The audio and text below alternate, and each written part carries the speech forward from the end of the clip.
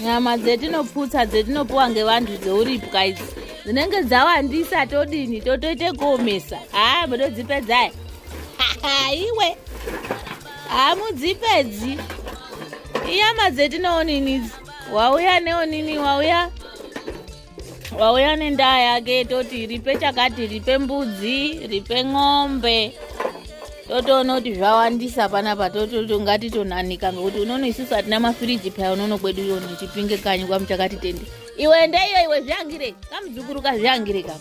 Hamba endeyo chiinira kuti amugutere nyama dzakona yamunodaro mweyoni mweisundana nawo masoro nemakodo yoni. Chini mupfutswawo ndo tinoita kwedu nodzawandisa tinoomesa ngekuti anda tinombodzashira ndapana.